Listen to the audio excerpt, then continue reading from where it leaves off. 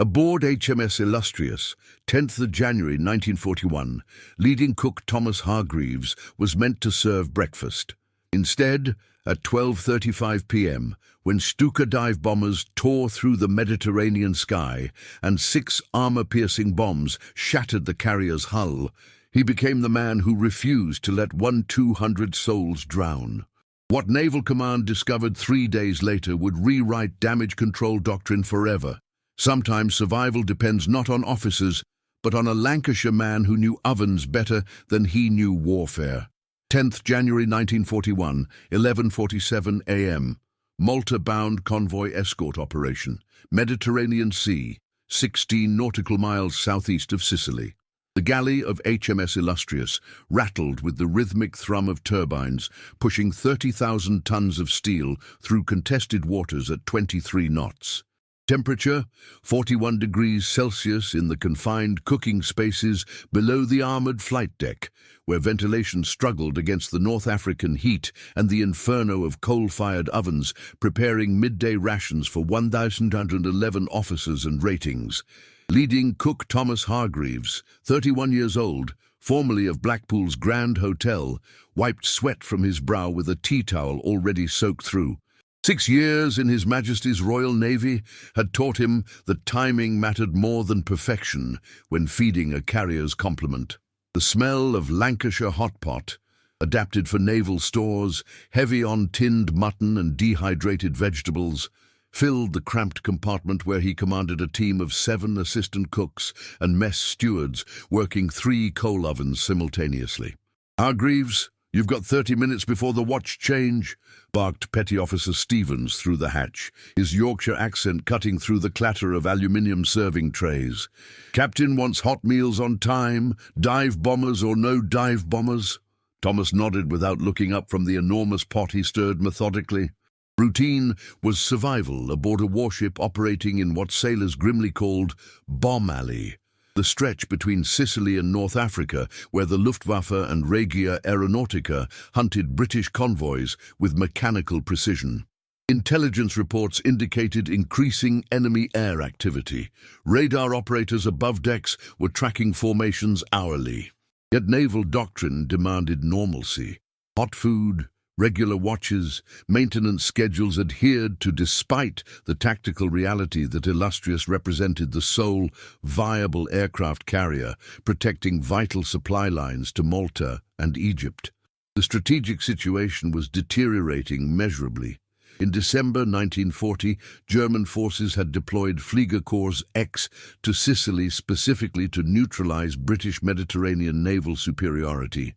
Commanded by General Major Hans Geisler, this specialized anti-shipping formation brought Junkers Ju-87 Stuka dive bombers and Ju-88 medium bombers equipped with armor-piercing bombs designed explicitly to penetrate warship decks.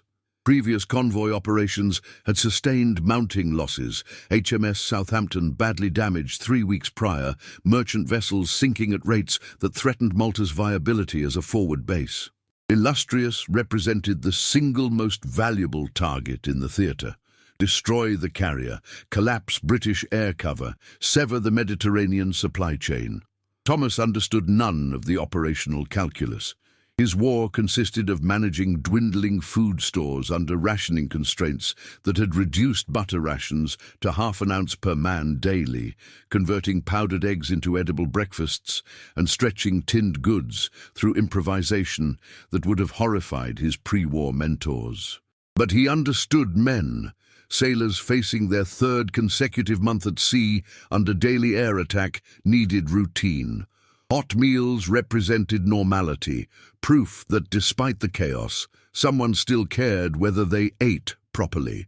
He'd volunteered in 1935, before war was inevitable, seeking steady employment when economic depression had shuttered Blackpool's tourism industry. The Navy promised training, regular pay, and escape from factory work. What he'd found instead was a strange fraternity where class barriers dissolved in shared danger.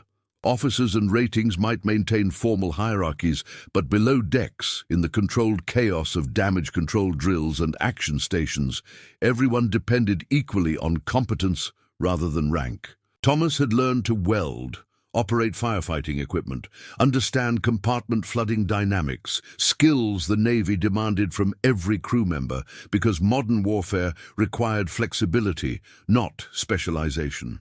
His assistant, able seaman William Birch, 19 years old from Liverpool's Docklands, hefted another sack of dehydrated potatoes.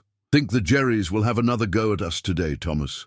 They've had a go at us every day this week, lad. Keep your life jacket close and your wits closer." Thomas checked the pressure gauges on the steam kettles, making minute adjustments. "But first, we get lunch served. Can't fight on an empty stomach." The galley occupied a compartment 3 decks below the armoured flight deck, positioned amidships where structural support was strongest, but escape routes were fewest.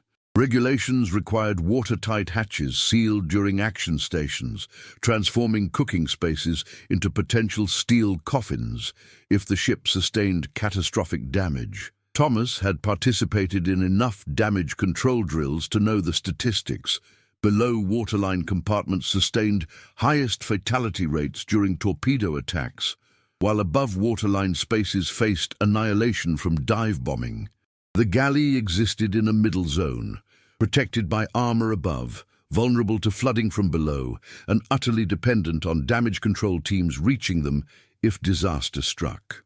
At 12:03 p.m., Action Station's klaxon shattered the galley routine. Radar had detected incoming aircraft, multiple formations, high altitude, bearing directly toward the convoy. Thomas's team moved with practiced efficiency, securing ovens, dousing open flames, sealing food stores. They'd rehearsed this transition 73 times in the past 6 months. Every man knew his emergency station. "Belay that!" Thomas countermanded the standard procedure. "We've got 1,200 men who need feeding regardless. Birch, you and Matthews get to Damage Control Station 3. Rest of you, we keep one oven operational and finish these hot pots." If the captain wanted us to stop cooking every time the Luftwaffe appeared, he'd have said so explicitly. But it was a calculated gamble rooted in practicality rather than bravado. The crew needed hot food.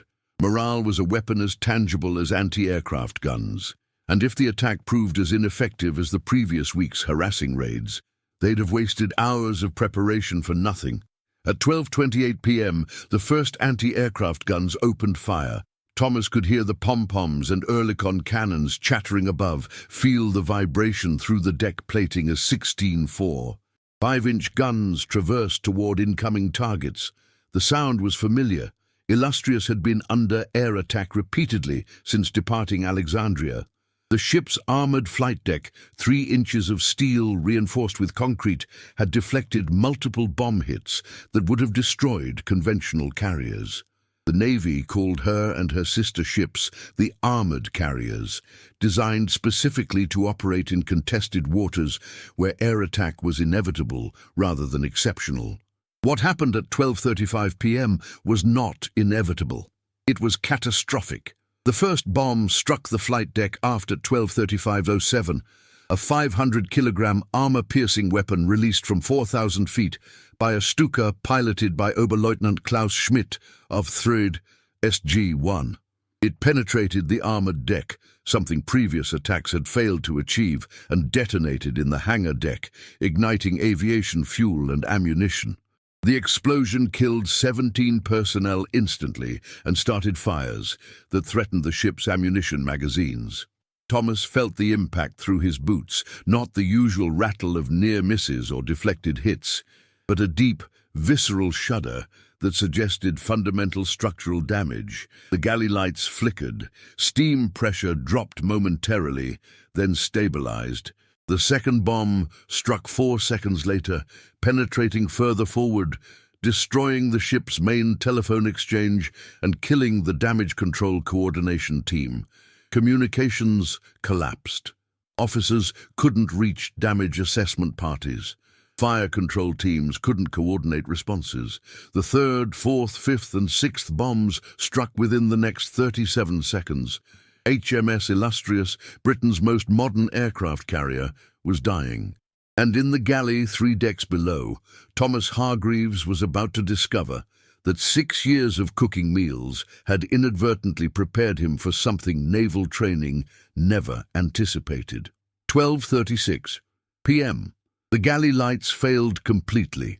Emergency battle lanterns activated automatically, casting harsh red illumination across compartments designed for functionality rather than comfort. The deck tilted 3 degrees to starboard, subtle but measurable, indicating flooding or structural damage altering the ship's trim. Thomas grabbed the overhead piping to steady himself as another explosion, muffled by layers of steel and compartmentalization, shook the framework surrounding him. The watertight hatch connecting the galley to the main passageway burst inward. Petty Officer Stevens stumbled through, his uniform scorched, face blackened by smoke and chemical residue from fire suppression systems. Behind him, Thomas could see flames reflecting off bulkheads, hear the chaos of damage control teams shouting contradictory orders as they struggled with equipment compromised by the destruction of communication systems. "Hargreaves!" Stephen's voice was hoarse from smoke inhalation. "We've lost main damage control." Fires in the hangar deck, spreading toward the forward magazines. Every pump team is committed topside. We're flooding in compartments 7 through 12, port side, and no one's available to assess extent or initiate counter-flooding. The old man's ordered all non-essential personnel to stand by for abandoned ship if we can't stabilize the list. Thomas processed the information with the same methodical focus he applied to managing multiple cooking operations simultaneously. Flooding portside explained the starboard list. The ship was compensating instinctively, trying to balance itself. Counter-flooding meant deliberately flooding starboard compartments to correct the list and prevent capsizing. But without damage assessment, command couldn't know which compartments to flood, without making the situation catastrophically worse. "How long before someone gets below to assess the flooding?" Thomas asked, already knowing the answer from the desperation in Stephen's expression. "Could be 30 minutes. Could be never. Every trained damage control rating is fighting fires or manning pumps. The ship's taking on water faster than we can measure, and if those fires reach the magazines—" Stevens didn't finish the sentence. He didn't need to.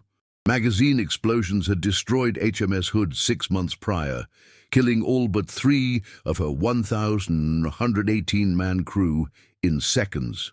Thomas looked at his assistant cooks, Birch, Matthews, young Henderson from Cardiff, who'd joined the service 3 months ago and still grew seasick during rough weather.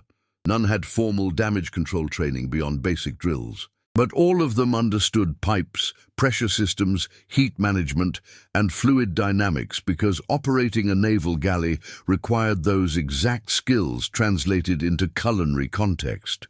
"Right then," Thomas said with the matter-of-fact tone that Lancashire men reserved for moments requiring action over deliberation.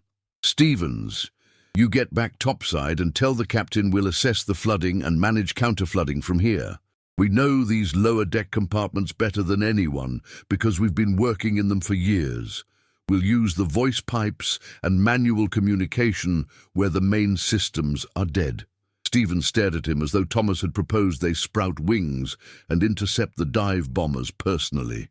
"Hargreaves, you're a cook. This requires someone who's here, now, who knows how water behaves in confined spaces and understands pressure systems." No, Thomas was already moving, grabbing emergency breathing apparatus from the bulkhead locker where it had hung unused for months. "I've managed steam pressure systems, flooding ovens, controlled heat distribution through metal structures, and kept equipment operational when half my tools were improvised. You tell me how that's fundamentally different from damage control, and I'll politely wait for the trained ratings who are currently unavailable." It was audacious, bordering on insubordinate. It was also irrefutable logic born from necessity. The Royal Navy in 1941 faced equipment shortages, training deficiencies, and personnel stretched across theatres from the North Atlantic to Singapore. Officers like Stevens had been promoted faster than peacetime standards allowed, commanding men with months rather than years of experience. The doctrine that sustained them was improvisation elevated to art form. Make do with what you have, adapt what you know to problems you've never encountered, and above all, refuse to accept failure as inevitable. Stevens made the decision every wartime officer learned to make when doctrine collided with reality. You've got 20 minutes before the list becomes unrecoverable. After that, it's abandon ship. God help us all.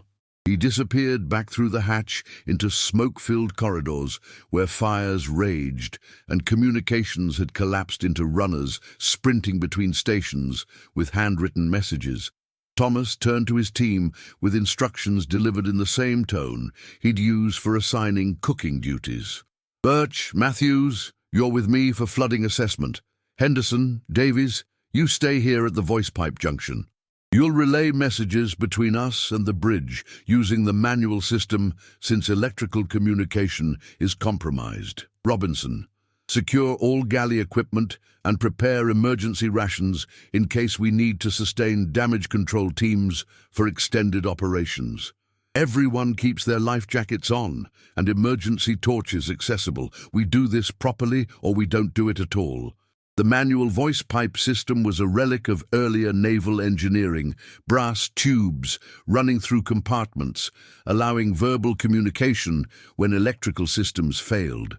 Thomas had used them occasionally when telephone circuits were busy or malfunctioning, shouting coordinates for food delivery to distribution stations throughout the ship. Now they represented the only reliable communication network remaining on a carrier being systematically destroyed by dive bombers who'd achieved what German planners considered impossible, penetrating British armoured carrier defences.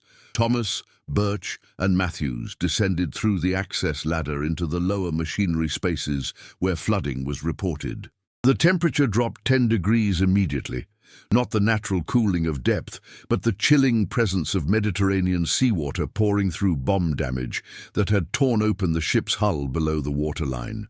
The sound was distinctive, not the gentle lapping of water against a ship's sides, but the roaring torrent of ocean forcing itself through openings measured in meters rather than centimeters. They found the breach in compartment 9, port side, where a bomb's shockwave had cracked welded seams and buckled plating along a structural weak point that pre-war designers had never anticipated being tested. Water was pouring in at approximately 2 tons per minute. Thomas estimated, based purely on observing the rate at which the compartment was filling and drawing on years of watching liquids fill cooking vessels of known volume. "We can't seal this," Bert shouted over the roar of incoming water, his Liverpool accent stretched thin by fear, barely controlled. "We'd need welding equipment, steel plates, shore supports." "We're not sealing it," Thomas interrupted, his mind racing through possibilities with the same pattern recognition that allowed experienced cooks to diagnose failing equipment by sound or smell. "We're managing it. Look at the compartment configuration. It's filling, but the water's flowing aft through the drainage channels toward the bilge pumps. The problem is it's coming in faster than the pumps can handle, and the weight's all on the port side." He grabbed the emergency compartment diagram posted on the bulkhead, a simplified schematic showing adjacent spaces, access points, and critical systems.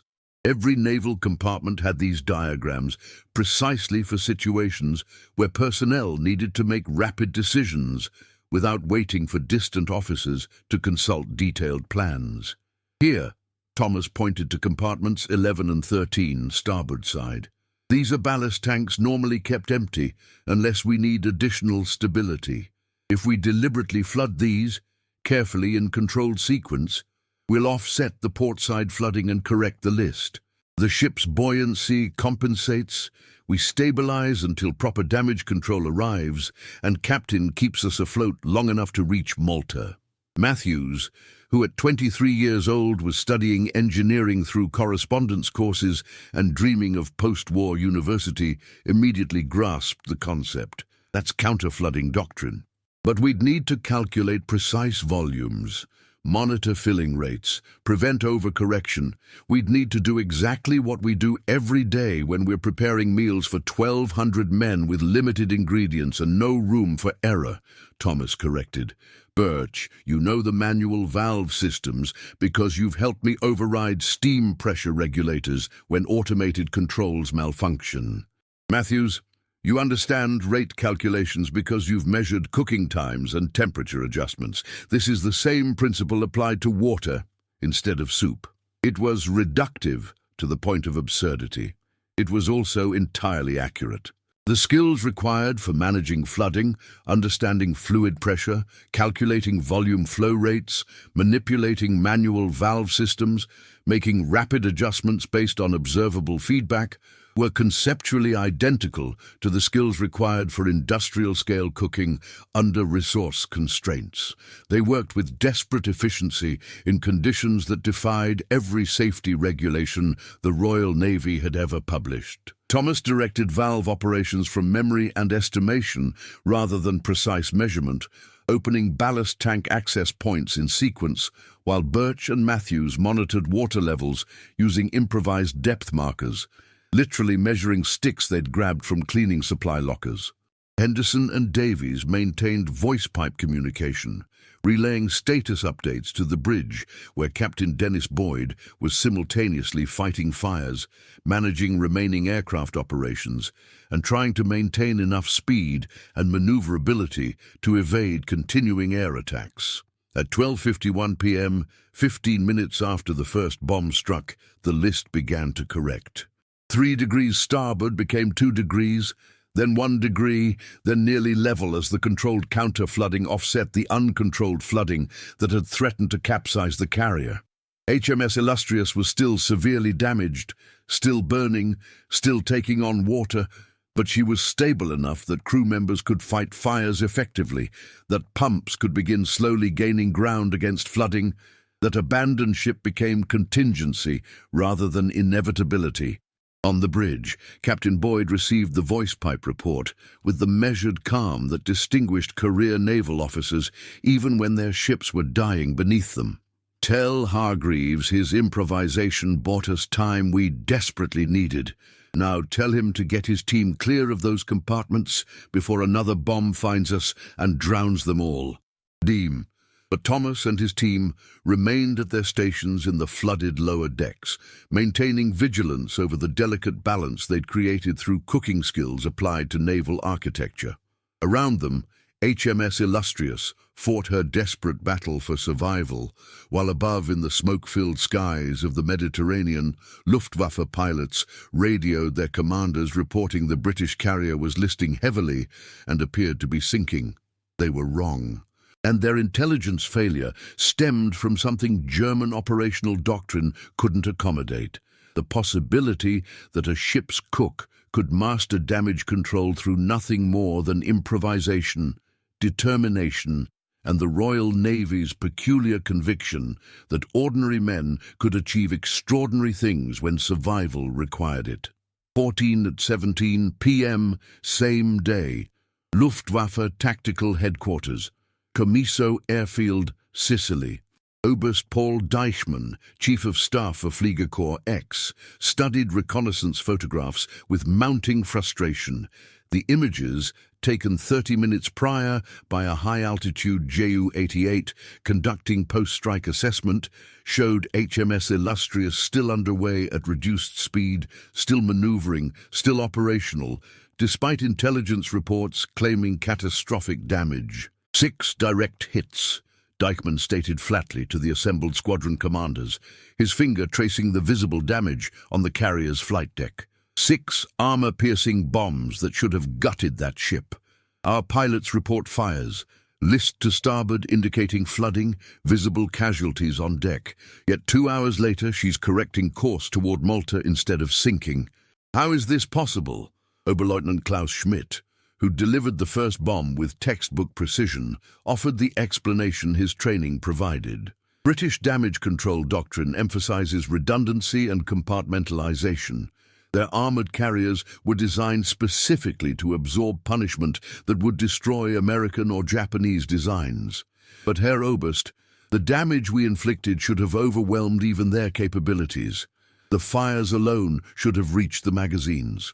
The German tactical doctrine that had dominated European warfare since 1939 rested on fundamental assumptions about military operations: superiority through technological advantage, victory through overwhelming force applied at identified weak points, and the presumption that enemy responses would follow predictable patterns based on established doctrine. The Luftwaffe had studied British naval architecture extensively. They knew carrier displacement, armor thickness, compartment layouts, damage control procedures. What they couldn't account for was human variability, the possibility that desperate men might improvise solutions that circumvented doctrine entirely. German intelligence had identified HMS Illustrious as a priority target precisely because she represented critical vulnerability in British Mediterranean strategy.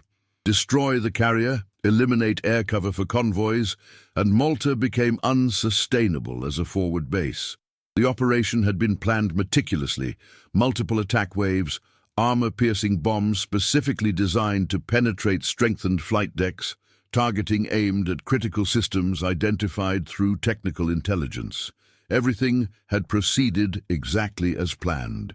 Yet the result contradicted expectations. "Perhaps our damage assessment was premature," suggested Major Enekaris of the Sectacan STG-2. "The fires may still reach the magazines. The flooding may still overcome their pumping capacity. We should maintain reconnaissance and prepare follow-up strikes when implies certainty we don't possess," Deichmann interrupted, his frustration evident. "Every hour that carrier remains operational represents another hour of British air superiority over convoy routes we're attempting to interdict. We hit her with everything doctrine specified for neutralizing armored carriers, and she's limping toward Malta instead of sinking. Either our intelligence regarding British damage control capabilities is fundamentally flawed, or they've implemented procedures we don't understand." Adine. The truth, had German intelligence possessed it, would have seemed absurd. HMS Illustrious remained operational, not because of superior damage control doctrine, but because a cook from Blackpool had recognized that managing flooding required the same conceptual skills as managing industrial cooking operations. No German operational analysis would have identified galley personnel as potential damage control assets. Their military doctrine emphasized specialization, trained specialists performing defined roles within hierarchical command structures. The concept that non-specialists might improvise effective solutions contradicted fundamental assumptions about military efficiency. At 15:43 p.m., a second major air attack struck HMS Illustrious as she struggled toward Malta at 12 knots. 17 Stukas and 12 Ju-88 bombers, directed by reconnaissance aircraft tracking the damaged carrier, delivered another coordinated assault. This time, the ship's reduced speed and compromised anti-aircraft capabilities made her vulnerable in ways the morning attack had not. 3 more bombs struck home, devastating the already damaged hangar deck, destroying the remaining operational aircraft and killing another 42 crew members. Yet still, she didn't sink. Still, she maintained course. And still, German intelligence couldn't understand why. In the flooded compartments below decks, Thomas Hargreaves and his team maintained their vigilant watch over the counter-flooding balance they'd created. The second attack had caused additional flooding, requiring immediate recalculation of ballast distribution. They adjusted valves manually, redistributing water between compartments with the same intuitive precision Thomas applied to balancing multiple cooking temperatures across limited oven space. "The list's increasing again," Matthews reported, his voice tight with exhaustion and residual adrenaline. 2 degrees to port now. The new flooding's overwhelming our countermeasures. Thomas evaluated the situation with practiced assessment. The additional damage had compromised compartments they'd been relying on for structural integrity, but the ship's overall buoyancy remained sufficient. She wasn't settling deeper in the water, which meant the flooding was being managed collectively even if individual compartments were overwhelmed. The problem was balance, not total water volume. "We flood compartments 15 and 17, starboard side, aft section," Thomas decided, his Lancashire accent thick with fatigue. "That shifts weight distribution toward the stern on the starboard side, counterbalancing the new port-forward flooding. We'll have slightly more draft overall, but the ship remains level, and captain can maintain enough speed to reach harbour." "That's not in any damage control manual I've studied," Matthews observed, not as criticism, but as statement of fact reflecting his engineering students' appreciation for improvisation exceeding formal training. "Manuals assume you've got time, functioning equipment, trained personnel, and circumstances that match the scenarios planners anticipated," Thomas replied while directing Birch to the appropriate valve stations. "We've got none of those luxuries, but we've got men who refuse to drown, and that's proven more valuable than doctrine."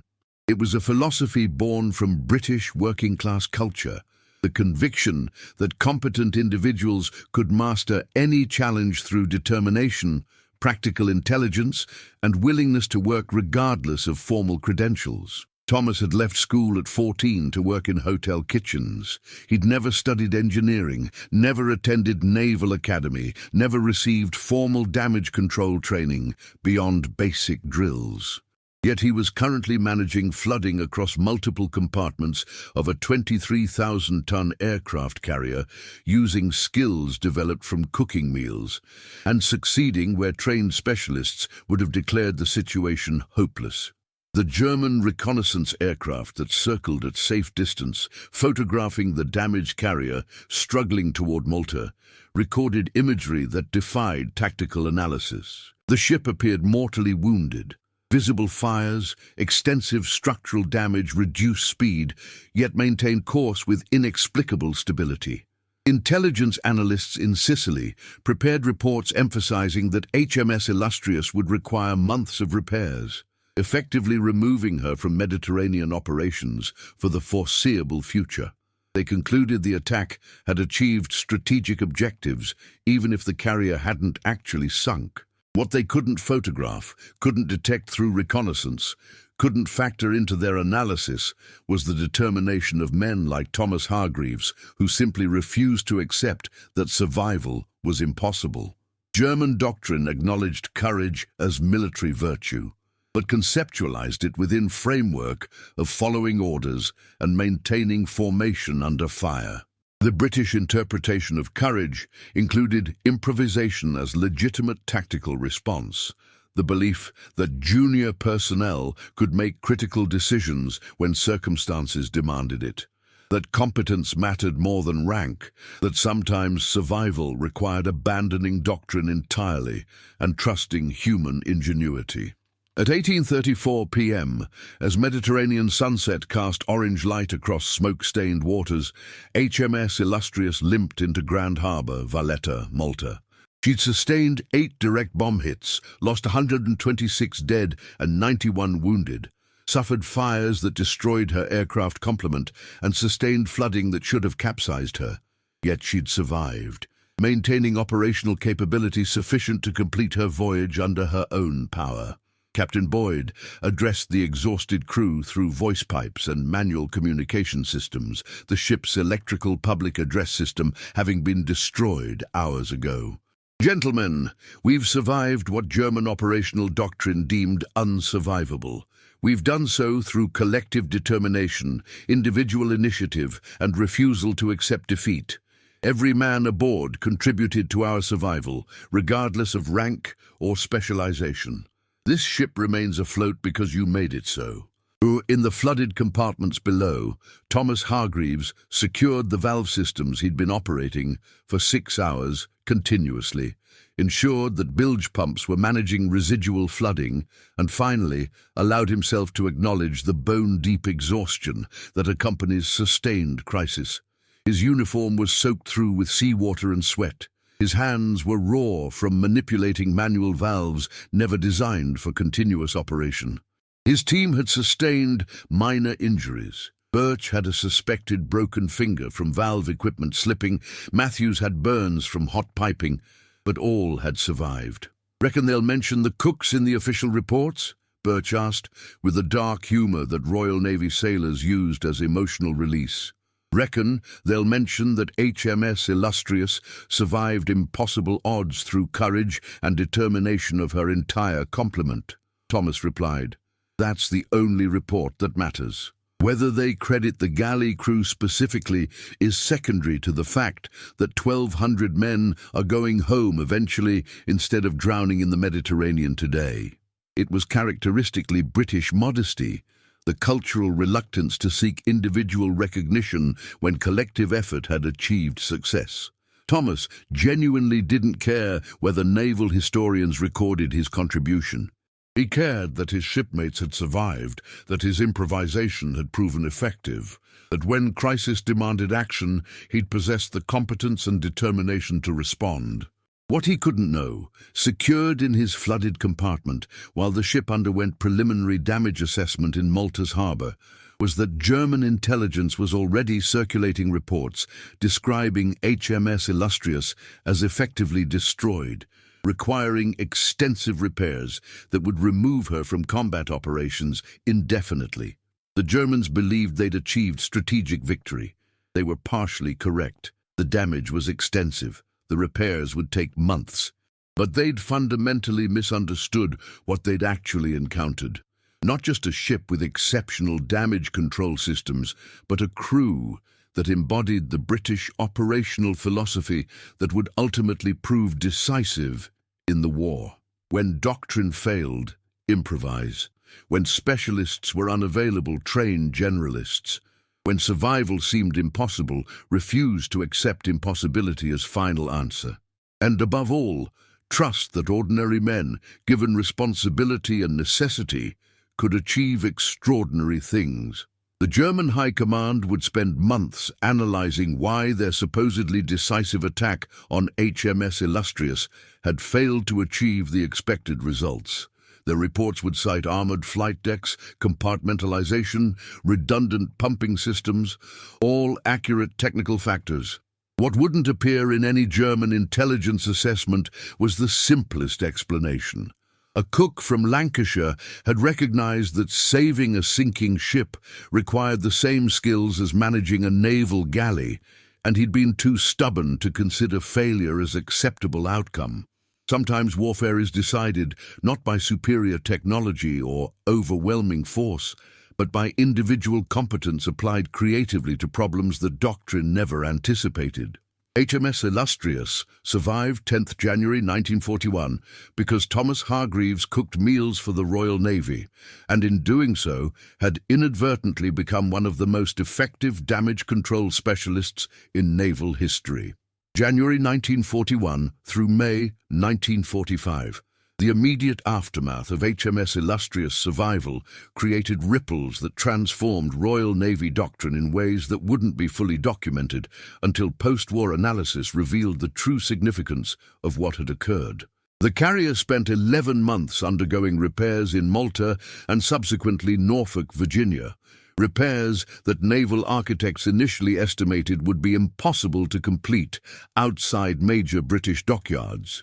Yet Malta's dockyard workers, operating under constant air attack and severe resource constraints, managed to restore the ship to operational status through improvisation that mirrored Thomas Hargreaves' damage control efforts. Using whatever materials were available, training personnel in skills they'd never formally studied, and refusing to accept that limitations meant failure. The statistical impact of HMS Illustrious's survival was measurable and significant. Had the carrier sunk on 10th of January, Malta's air defenses would have collapsed within weeks, unable to sustain fighter operations without carrier-based aircraft providing coverage during critical supply convoy operations. Naval historians subsequently calculated that Malta's continued viability as a forward base contributed to preventing Axis forces from securing North African supply lines, directly impacting Rommel's logistics and ultimately contributing to Allied victory at El Alamein in October 1942. One carrier's survival, enabled partially by a cook's improvised damage control, had strategic consequences that rippled through the entire Mediterranean theater. But the more profound legacy emerged in transformed doctrine regarding damage control training and personnel utilization. In March 1941, Rear Admiral Bruce Fraser, 3rd Sea Lord and Controller of the Navy, received detailed reports regarding HMS Illustrious's survival, including testimony from Captain Boyd, specifically highlighting Thomas Hargreaves' contribution. Fraser, who'd been advocating for expanded damage control training throughout the fleet, recognized immediately that Illustrious had survived not because of superior equipment, but because of personnel who possessed transferable skills and initiative to apply them creatively. The resulting doctrinal revolution was implemented quietly but comprehensively.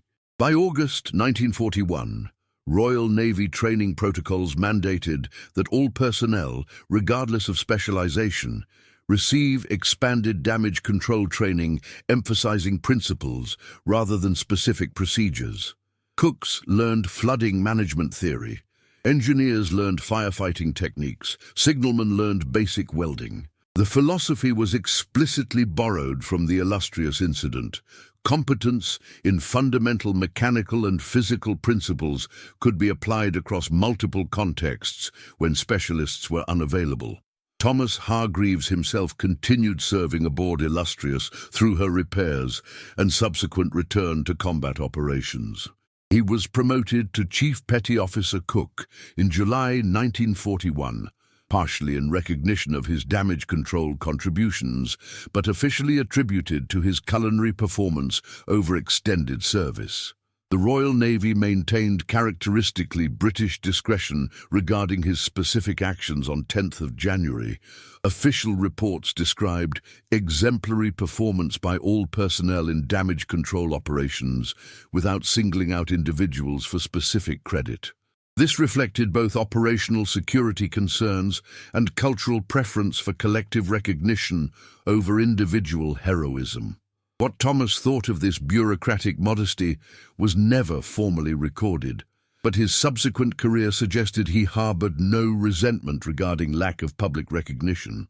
He served aboard Illustrious through operations in the Indian Ocean, participated in the carrier strikes against Japanese positions in Sumatra in 1944, and was present when the ship participated in the final assaults on the Japanese home islands in 1945. He completed each assignment, managing galley operations with the same meticulous competence that had characterized his damage control improvisation, doing his duty without seeking commendation, embodying the working-class British conviction that good work was its own reward. The broader legacy of HMS Illustrious' survival extended into post-war naval architecture and operational doctrine. British carrier designs emphasized damage control accessibility, ensuring that critical systems could be operated manually when electrical systems failed. Training syllabuses incorporated scenarios requiring improvisation and cross-specialization. Most significantly, the rigid hierarchy that had characterized pre-war naval operations gradually yielded to recognition that junior personnel could make critical tactical decisions when circumstances demanded it. In 1953, 8 years after the war's conclusion, the Royal Navy published a comprehensive study of damage control operations during World War II. The report analyzed 237 separate incidents where warships had sustained major damage but survived due to effective damage control. HMS Illustrious' survival on 10th of January 1941 was cited as exemplary case study, with specific sections analyzing the counter-flooding operations that had stabilized the carrier. The report identified LCKT Hargreaves by name in technical appendix footnotes, describing his valve management decisions as textbook counter-flooding execution despite absence of formal training, demonstrating transferability of mechanical competence across naval specializations. For historians seeking dramatic recognition of heroism, the report's dry technical language was profoundly unsatisfying. For naval architects and training specialists, it represented validation of the doctrinal revolution that had transformed the Royal Navy's approach to damage control. And for Thomas Hargreaves, who by 1953 had retired to Blackpool, where he managed a small cafe near the seafront, it represented precisely the level of recognition he'd always considered appropriate, acknowledgement that he'd done his job competently when it mattered most. The final chapter of this story emerged decades later, in the 1980s, when naval historians conducting research for the official history of aircraft carriers in World War II attempted to locate surviving crew members of HMS Illustrious for interviews. They found Thomas Hargreaves, then 73 years old, still operating his cafe, still rising before dawn to prepare breakfast for tourists and locals with the same methodical precision he'd applied to feeding carrier crews 40 years earlier. The interview, preserved in Imperial War Museum archives, revealed a man profoundly uncomfortable with being characterized as heroic. When historians described his damage control operations as saving the ship, he corrected them firmly. "I didn't save anything. 1,200 men saved that ship by doing their jobs regardless of circumstances. I managed some valves and calculated some flooding rates. Birch and Matthews did most of the physical work. The fire control teams fought blazes that should have consumed us all. The captain kept us moving when conventional wisdom said we should abandon ship. Everyone saved everyone else. That's how the Navy works." It was quintessentially British modesty, the cultural reluctance to accept individual credit for collective achievement. But it also reflected profound truth about how HMS Illustrious had actually survived. Not through any single act of heroism, but through systematic competence applied collectively under impossible circumstances. Thomas's contribution was managing counter-flooding. Others' contributions were fighting fires, maintaining propulsion, repairing electrical systems, treating wounded, maintaining morale. The ship survived because everyone refused to accept failure simultaneously. When historians pressed him to acknowledge that his specific actions had been extraordinary, Thomas offered one final observation that perhaps best summarized the entire incident. "I was a cook who knew how liquids behaved under pressure and in confined spaces. When the ship was flooding, I applied that knowledge to water instead of soup. If that's extraordinary, then extraordinary is just ordinary competence applied in unusual circumstances. The war was won by thousands of men and women doing exactly that, taking whatever skills they possessed and applying them to problems they'd never anticipated facing. I'm not special. I'm representative. He passed away in 1987 at 77 years old, having lived a quiet post-war life characterized by the same competence and determination that had marked his naval service. His obituary in the Blackpool Gazette mentioned his wartime service aboard HMS Illustrious, but provided no details regarding his damage control contributions. Most of his customers had no idea the man serving them breakfast had once helped save one of Britain's most famous aircraft carriers from sinking. The final assessment of Thomas Hargreaves's legacy must acknowledge both what he achieved and what he represented. He saved HMS Illustrious through improvisation, born from transferable skills, determination, and refusal to accept defeat. But more significantly, he embodied the operational philosophy that sustained Britain through 6 years of total war. Trust competent individuals regardless of rank or specialization, encourage improvisation when doctrine proves insufficient, and maintain absolute conviction that ordinary people can achieve extraordinary things when survival requires it. Modern naval damage control doctrine, not just in Britain, but throughout NATO navies, continues to reflect lessons learned from incidents like Illustrious survival. Cross-training is mandatory. Improvisation is encouraged. Specialists are trained, but all personnel are expected to possess fundamental competence in damage control principles. When naval architects design modern warships, they include manual backup systems for critical operations precisely because electronic systems fail in combat, and crews need ability to operate essential functions without technological assistance. HMS Illustrious herself survived the war and was finally scrapped in 1956, having served through Mediterranean operations, Indian Ocean campaigns, and the final assaults on Japan. Of the 1,211 personnel aboard on 10th of January 1941, 126 died that day and 91 were wounded. The survivors scattered across subsequent service assignments, carrying with them the knowledge that they'd survived impossible odds through collective determination. Some received formal recognition. Captain Boyd was promoted and received commendations. Others, like Thomas Hargreaves, received quiet acknowledgement in technical reports read only by specialists. But perhaps the truest recognition came not from medals or official reports, but from the fact that Royal Navy doctrine changed because of what happened aboard Illustrious that day.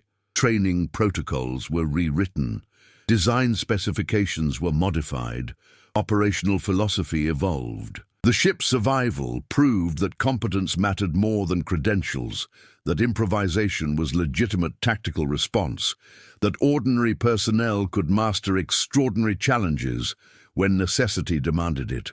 In 2009, the Royal Navy commissioned a new aircraft carrier, HMS Queen Elizabeth. During her christening ceremony, naval historians provided briefing materials highlighting historical precedents for British carrier operations.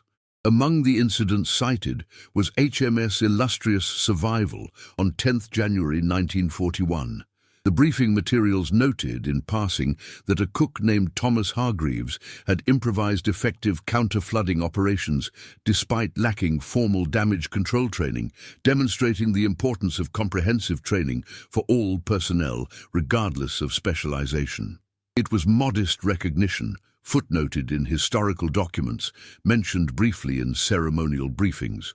But it represented final vindication of the philosophy Thomas had embodied throughout his service. Do your job competently, adapt to circumstances, refuse to accept failure, and trust that ordinary competence applied with determination can achieve extraordinary results. HMS Illustrious survived because a cook recognized that managing flooding required the same skills as managing cooking operations, and he'd been too stubborn to let 1,200 men drown when he possessed knowledge that might save them. That legacy of improvisation, determination, and ordinary people achieving extraordinary things remains the truest monument to what happened in the Mediterranean on 10th of January 1941. Not medals or commendations, but transformed doctrine, reflecting lessons learned from a cook from Blackpool who refused to accept that survival was impossible. If you found Thomas Hargreaves' incredible story of improvisation and determination as moving as we did, please do subscribe to our channel for more untold stories of ordinary people who achieved extraordinary things during World War II. We'd love to hear your thoughts in the comments below. Did you know about HMS Illustrious's survival? Do you have family stories of improvisation during wartime? Share them with our community. Ring the notification bell so you never miss our next deep dive into history's most fascinating moments. Thank you for watching, and remember, sometimes the most important victories come from the most unexpected heroes.